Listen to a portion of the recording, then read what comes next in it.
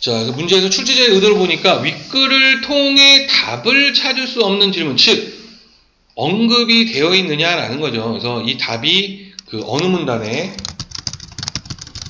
언급이 되어 있지? 그래서 문단에 어디에 있지? 라는 것만 찾아주면 되는, 아주 쉽게 우리가 찾아볼 수 있는 그런 문항에 해당을 했다라는 거. 자, 7번 문항 한번 가보도록 합시다. 7번 문항, 보기는 다단증발법을 적용한 설비의 구조다라고 있습니다. 그래서 다단증발법이라는 것을 찾아보니까 두 번째 문단의 첫째 줄에 나와 있어요. 그렇죠? 첫째 줄에 다단증발법이 나와 있습니다. 자, 그래서 적절하지 않은 거에서 그림이 이렇게 나와 있습니다. 그렇죠? 그래서 지금 보니까 기역, 니은 다시라는 부분이 이렇게 되어 있어요. 그래서 우리가 찾아야 되는 부분이 기역, 그 다음에 니은 다시가 지문에 어디에 있느냐라는 거를 어느 문단에서 두 번째 문단에서 찾아내야 된다라는 거. 자, 그 다음에 8번 문항 역삼투법에 대한 설명으로 적절하지 않은 거. 역삼투법을 보니까 세 번째 문단의 첫째 줄에 나와 있습니다. 그래서 얘도 근거가 세 번째 문단에 있을 것이다 라고 우리가 판단을 해볼 수가 있죠. 그래서 6, 7, 8 문항이 모두가 쉽게 답이 나오는 구조로 되어 있어요. 물론 이제 7번 문항은 지금 그림이 이렇게 나와 있기 때문에 이 중에서도 이제 가장 시간을 많이 잡아먹는 아이가 될 겁니다. 그렇죠? 자, 그럼 이제 지문의 내용으로 한번 가보도록 합시다. 자, 첫 번째 문단으로 한번 가보면, 자, 이제 물 부족 현상이 발생을 하고 있다라고 이야기를 했고, 그 다음에 그 대부분의 이제 해수가 되어 있고, 담수는 약 2.5% 정도 된다. 그 중에서도 B가 지하수 등을 제외하게 되면은 활용할 수 있는 물의 총량은 일부다, 극히 일부다라고 이야기했습니다. 그래서 해수를 담수로 만드는 기술이 연구가 되어 왔어요 라고 이야기를 하고 있네요. 두 번째 문단으로 가서 1세대 해수 담수화 기술입니다. 그래서 이제 다담 증발법이라는 것이 있어요 라는 거여서 얘는 이제 7번 문항하고 연결이 됩니다. 그래서 이제 여기서 우리가 읽어보고 이제 바로 7번으로 들어가 볼 거예요. 자, 이는 물의 상변화 원리를 활용했다 해서 이제 상변화의 원리를 활용했다 해서 상변화 뜻풀이가 나와 있죠. 온도와 압력에 따라 기체, 액체, 고체로 변하는 현상. 자, 가열된 해수를 수증기를 변화시켜 응축하면서 담수를 얻는 방법이다. 자, 일반적으로 다단증발을 적용한 해수 담수화 설비에는 해수 가열기, 진공유지장치, 직렬로 연결된 여러 개의 증발기 등으로 구성된다. 자, 그래서 지금 보면은 이제 해수 가열기, 진공 유지장치, 직렬로 연결된 여러 개의 증발기 등으로 있다. 자, 이거 빨리 확인해 봐야 됩니다. 그림의 7번 문항. 자, 그래서 지금 보면 해수 가열기가 맨 왼쪽에 있지요. 자, 그 다음에 진공 유지장치라는 것이 지금 보면은 구체적으로는 여기서 보이지는 않아요. 그 다음에 여러 개 증발기 이렇게 있습니다. 그래서 증발기 보니까 지금 위쪽에 기역 부분에서 지금 물이 증발을 하고 있는 모양이 보여요. 그렇죠? 그리고 화살표가 수증기 이동 방향이기 때문에 수증기가 지금 모두 다 증발이죠. 그래서 내부에서 지금 증발하고 있는 부분이 보입니다. 자, 다시 본문으로 가서 해수는 증발기 내부에 냉각관을 통과하여 해수가열기 내부로 이동해서 냉각관을 통과해서 해수가열기 내부로 이동한다는 거 첫 번째 과정이에요. 그렇죠? 자, 해수 가열기는 이제 해수 가열기에 대해 설명을 합니다. 고온의 증기로 해수의 온도를 해수에 끓는 점이 110도 이상까지 높이는 역할을 하며, 자, 그래서 이제 고온의 증기로 끓는 점 110도 이상까지 높이는 역할을 한다고 했습니다. 자, 가열된 해수는 앞서 통과한 증발기들의 하부를 역순으로 통과한다. 자, 이 해수들은요, 그 증발기들의 하부를 역순으로 통과한다 이렇게 되어 있습니다. 그래서 이게 이제 두 번째 과정에 해당을 합니다. 자, 그래서 그림에서 확인을 한번 해보면 지금 해수가 이제 들어갔죠. 해수 가열기에서 나오게 되고, 그래서 지금 보면은 역순으로, 그렇죠? 역순으로 이렇게 나가게 된다라고 이야기를 했습니다.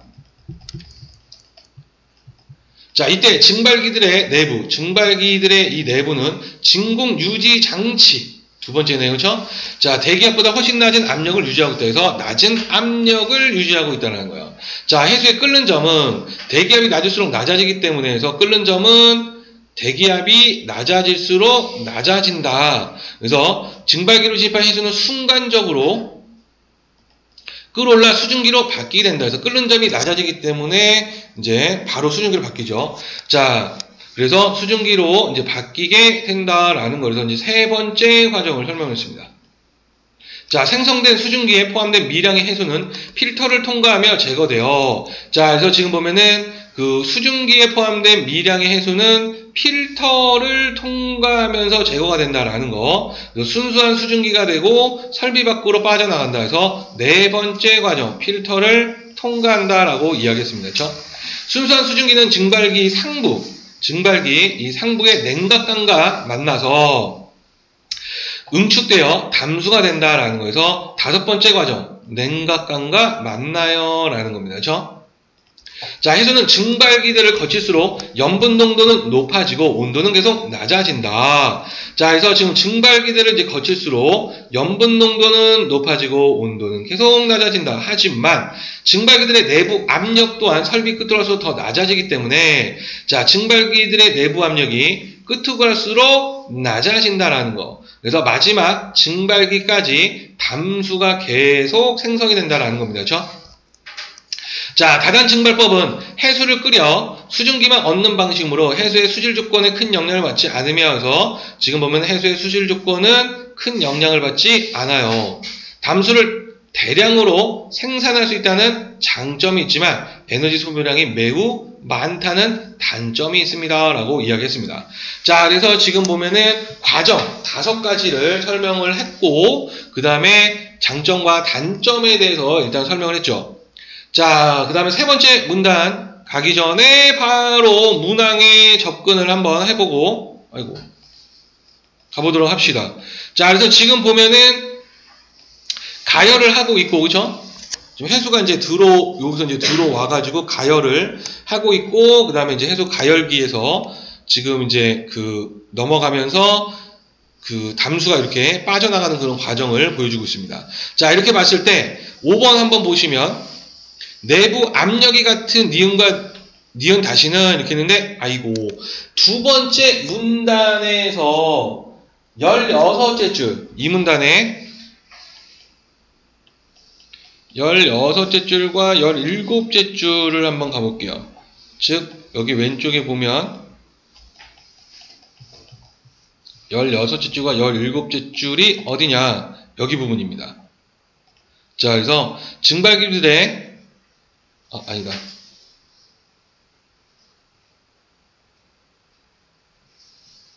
이 부분. 증발기들의 내부 압력 또한 갈수록 더 낮아지기 때문에 라는 거죠. 16째 줄과 17째 줄을 통해서 지금 보면은 니은과 니은 다시의 압력이 같지가 않다라는 것을 알 수가 있어요.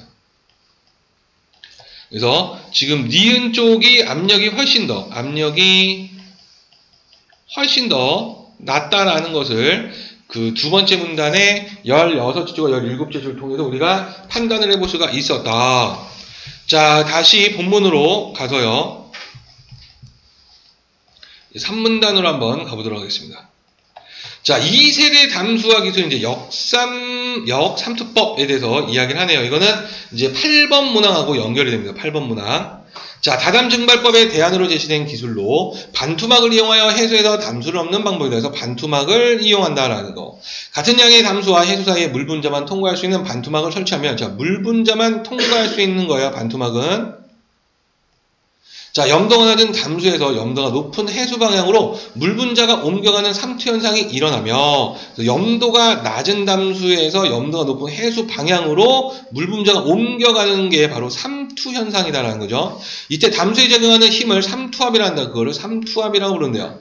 자, 위와 같은 조건에서 압력 펌프를 사용해서 삼투압보다 더 큰 압력을 해수에 가할 거예요. 그러면 반대로 해수의 물 분자가 반투막을 거쳐서 담수 방향으로 이동을 하겠죠. 압력을 더 집어넣었으니까 해수 쪽에. 그쵸?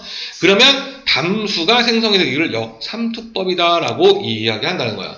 자, 역삼투법은 반투막의 오염 정도가 심해짐에 따라 담수 생성효율이 저하되므로 그래서 반투막의 오염 정도에 따라서 담수의 생성효율이 저하된다라는 거죠. 심해지면 저하된다. 그래서 반투막과 맞닿는 해수의 수질 조건이 중요하다라는 거. 따라서 해수에 섞인 이물질을 제거하는 전처리 과정이 필수적이다라는 거예요. 자, 역삼투법은 다단지법에 담수 생성 효율이 높고 에너지 소비량은 적지만 삼투압보다 높은 압력을 얻기 위해 여전히 에너지를 많이 소비한다는 문제점이 있어요 라고 이야기를 했습니다. 자, 네 번째 문단으로 가서 자, 해수 담수화 기술은 에너지 소모량이 적은 방식으로 발전해 왔으며 에너지 확보가 어려운 지역을 위한 해수 담수화 설비에 대한 요구도 점차 커지고 있다. 이를 위해 세계 각국에서도 많은 연구 비용을 투자하여 신세적 에너지를 활용한 차세대 해수 담수화 기술을 상용하기에 노력하고 있다라고 하면서 마무리를 짓고 있습니다. 자, 그러면은 8번 문항 바로 역삼투법에 대한 설명으로 접근을 할 수가 있겠죠. 3문단을 통해서. 자, 그래서 지금 보니까 적절하지 않은 것. 염분만 통과할 수 있는 반투막의 성질을 이용하여 이렇게 했는데 염분만 통과하는 것이 아니었습니다. 그래서 세 번째 문단의 셋째 줄 3문단의 셋째 줄에 보면 염분만 통과하는 것이 아니라 물 분자만 통과한다. 그죠? 물 분자만 통과할 수 있는 반투막을 이야기했습니다. 그래서 5번에 염분만 통과라는 단어는 틀렸어요 라는 거. 자, 그리고 이제 마지막 8번, 6번 문항. 자, 윗글을 통해 답을 찾을 수 없는 질문은 무엇이냐 했을 때 정답이 4번인데 지금 보면 해수 속 이물질을 제거하는 과정은 어떻게 이루어지는가 이렇게 했는데 해수 속 이물질을 제거하는 과정은 역삼투법에서 설명을 했어요. 그렇죠? 즉 3문단의 11에서 12 3문단의 11번째 줄과 12째 줄에서 뭐라고 언급을 했냐. 이제 위로 올라가 보면 이렇게 설명을 했습니다. 그 이물질을 해수에 섞인 이물질을 제거한 전체는 필수적으로 할 수 있다라고 했는데 그 뒤에 어떻게라는 부분은 보이지가 않아요. 그쵸? 그래서 4번은 틀린 말이구나 라는 것을 알 수가 있었다라는 거. 자, 여기까지 질문 있으신 분? 없습니까?